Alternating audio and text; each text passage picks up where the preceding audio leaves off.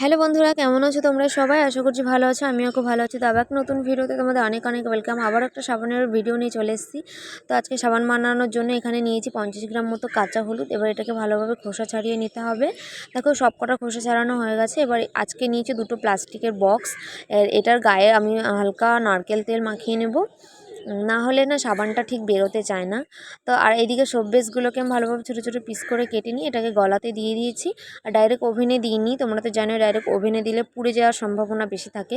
আর এদিকে হলুদগুলোকে ভালোভাবে পেস্টও করে নিয়েছি। আর দেখো সব বেসটা আমার পুরোপুরি গলে গেছে। তো এর মধ্যে আমি এবার হলুদের যে পেস্ট করে নিয়েছি সেটা ঢেলে দেবো।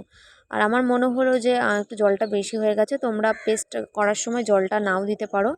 আর ভালোভাবে পেস্ট হয়নি, দেখো হালকা হালকা রয়ে গেছিলো। তো ঠিক আছে, কোনো ব্যাপার না, এগুলোকে আমি ফেলে দেবো। ফেলে দিলেও কোনো ব্যাপার না। তোমরা এখানে অ্যালোভেরা জেলও নিতে পারো, দোকানে কিনতে পাওয়া যায়। আমি এখানে বাড়িতে অ্যালোভেরা গাছ ছিল বলে আমি এখানে ডাইরেক্ট অ্যালোভেরা গাছ থেকে ছিঁড়ে এনে সেটাকেই দিলাম। এটা দিয়ে ভালোভাবে একটু এর সাথে মিশিয়ে নেব। মিশিয়ে নেওয়ার পরে আমি এর মধ্যে আবার দিয়ে দেবো ভিটামিন ই ক্যাপসুল। তোমরা চাইলে এটা দিতেও পারো, না চাইলেও কোনো অসুবিধা নেই, না দিতেও পারো।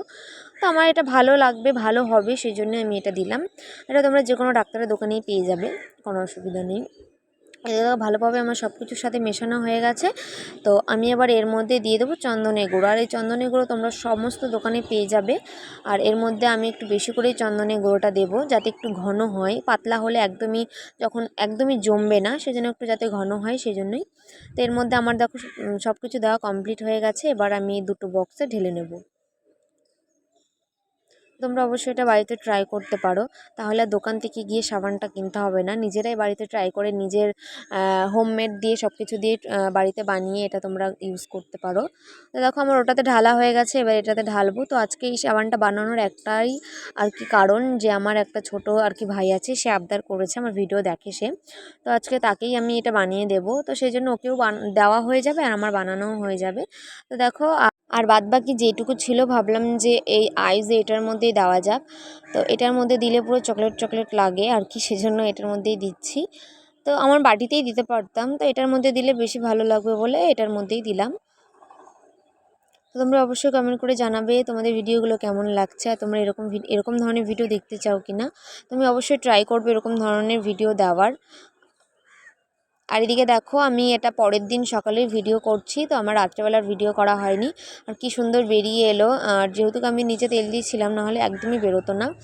তো দেখো আমি এবার এটা ইউজ করে দেখাবো। আর সাইড দিয়ে একটু চাকু দিয়ে করে নিচ্ছি, নাহলে না এটা বের হচ্ছিল না। যেহেতু সাইড দিয়ে বেশি তেল দেওয়া হয়নি, হালকাই তেল দিয়েছিলাম। তো এদিকে দেখো কাছে দিয়ে একটু ভেঙে গেল। তো ঠিক আছে, এবার আমি একটু ইউজ করে দেখাবো, রিভিউ দেবো আর কি অবশ্যই। আর তোমরা ভাবছো যে ক্যামেরাতে হয়তো পরিষ্কার লাগছে, কিন্তু একদমই না। বাড়ির জিনিস একটু অন্যরকমই হয়। তো অবশ্যই তোমরা রেজাল্টটা দেখতে পাবে। আজকের ভিডিওটা এই পর্যন্ত। যদি ভালো লাগে অবশ্যই like comment share and subscribe করে দিও। আর পাশে থাকা বেল আইকনটি অবশ্যই প্রেস করে দিও, যাতে আমি নতুন কোনো ভিডিও ছাড়লে তার নোটিফিকেশন তোমাদের কাছে যায়। আর আর কি বলবো ভাই, আমাকে সাপোর্ট করো, তোমাদের সাপোর্ট ছাড়া কখনোই এগোতে পারবো না। তো তোমরা নিজেরা রেজাল্টটা দেখতে পাচ্ছ। তো আজকের ভিডিওটা এই পর্যন্তই। টাটা, সবাই ভালো থেকো, সুস্থ থেকো, দেখা হচ্ছে নেক্সট কোনো ভিডিওতে। Bye bye.